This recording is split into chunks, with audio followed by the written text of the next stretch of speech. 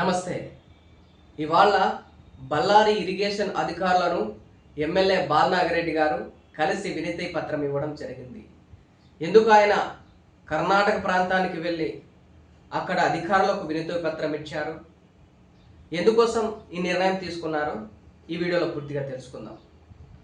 ముఖ్యంగా దేశవ్యాప్తంగా ఎల్నినో ప్రభావం నడుస్తూ ఉంది. అంటే ఒకచోట తీవ్ర వర్షాలు, ఒకచోట అస్సలు వర్షాలు పడవు, ఒకచోట తొలకరి జల్లులు, ఒకచోట వర్షాలు మరియు వేడి అనేది ఎక్కువగా ఉష్ణోగ్రతలు నమోదయ్యే అవకాశం ఉంది. అలా ఉంది. అలాంటి సందర్భంలో ముఖ్యంగా ఈ మంత్రాలయం నియోజకవర్గం తుంగభద్ర నది నీటిపైనే ఆధారపడి జీవిస్తుంది. ముఖ్యంగా తుంగభద్ర లో లెవెల్ కెనాల్, దీనిపైన కొన్ని నియోజకవర్గాలు ఆధారపడి నివసిస్తూ ఉన్నాయి. ముఖ్యంగా మంత్రాలయం, ఎమిగనూరు, ఆదోని, కోడుమూరు, ఆలూరు, ఇలా ఈ నియోజకవర్గాలు ఈ తుంగభద్ర లో లెవెల్ కెనాల్ ఏదైతే ఉందో దాని నుంచి వచ్చే వాటర్ని సాగు కోసం, తాగు కోసం ఉపయోగించుకుంటున్నారు.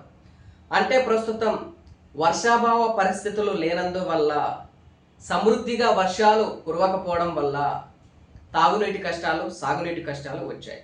మరి నియోజకవర్గంలో ప్రజలైతే ఈ సమస్యను ఎదుర్కొంటున్నారు కదా. మరి అధికారులు, ప్రజా ప్రతినిధులు స్పందించాలిగా, వాళ్ళ సమస్యను పట్టించుకోవాలిగా. ఎందుకంటే వాళ్ళే ఈ ప్రజా ప్రతినిధులను ఎన్నుకొని అసెంబ్లీకి పంపిస్తారు కాబట్టి ఆయన ఆ ఉద్దేశంతోన బళ్ళారికి వెళ్ళి బళ్ళారిలో ఉండే ఇరిగేషన్ అధికారులకు, అయ్యా మా నియోజకవర్గంలోన ప్రజలు తీవ్ర ఇబ్బందులు పడుతున్నారు, తాగునీటి, సాగునీటి కోసం కష్టాలు పడుతున్నారు, అలాగే మంత్రాలయం నియోజకవర్గంతో పాటు ఈ నీటిని వదలడం వల్ల మిగతా నియోజకవర్గాలకు కూడా సాగునీటి, తాగునీటి కష్టాలు తీరే అవకాశం ఉంది. ముఖ్యంగా వర్షాలున్నా వర్షాలు లేకున్నా సరే ఈ మంత్రాలయం నియోజకవర్గంలో పూర్తిగా వర్షాభావ ప్రాంతాలు, అంటే వర్షం కురిస్తే తప్ప పంటలు పండించుకునే పరిస్థితులే లేవు. తాగునీటి కోసం తుంగభద్ర నదే జీవనాధారం. నదీ పరివాహక ప్రాంత ప్రజలు ఎవరైతే ఉన్నారో, ఏ ఏ గ్రామాలు అయితే ఉన్నాయో, ముఖ్యంగా ఆ నదీ పరివాహక ప్రాంత రైతులు ఈ నీటిని ఉపయోగించుకొని సాగు చేసుకుంటారు. నదిలో నీళ్ళున్నంత వరకు తాగునీటికి ఎప్పుడు ఇబ్బంది రాలేదు. పూర్తిగా సమ్మర్లో ఈ సమస్య వచ్చేది. ఇప్పుడు వర్షాకాలమైనా సరే ఈ సమస్యని మొత్తం కర్నూలు జిల్లా వ్యాప్తంగా ఈ సమస్యలను ఎదుర్కోవాల్సి వస్తుంది. ముఖ్యంగా మంత్రాలయం నియోజకవర్గం ఎమ్మెల్యే వీటన్నిటిని దృష్టిలో పెట్టుకొని ఎలాగైనా సరే ఎగువ కురిసిన భారీ వర్షాలకు కొంతమేరకు తుంగభద్ర డ్యాంలో నీటిని నిల్వ చేయడం జరిగింది. వాటిని సాగు కోసం, తాగు కోసం స్టోర్ చేయడం జరిగింది. వాటిని దృష్టిలో పెట్టుకొని అధికారులు కలిసి గతంలో 11 టీఎంసీల నీరు తుంగభద్ర డ్యాంలో ఉంటే 1 టీఎంసీల నీటిని తాగు కోసం ఇప్పటికే ప్రజల కోసం వదిలేశారు. మిగతా 10 టీఎంసీల నీటిలోన ఒక 5 టీఎంసీలని అప్పుడప్పుడు తాగునీటి కోసం ప్రజలకు నీటిని విడుదల చేయాలని అక్కడ ఉన్నటువంటి ఇరిగేషన్ అధికారులను ఎమ్మెల్యే బాలనాగిరెడ్డి గారు విన్నవించుకోవడం జరిగింది.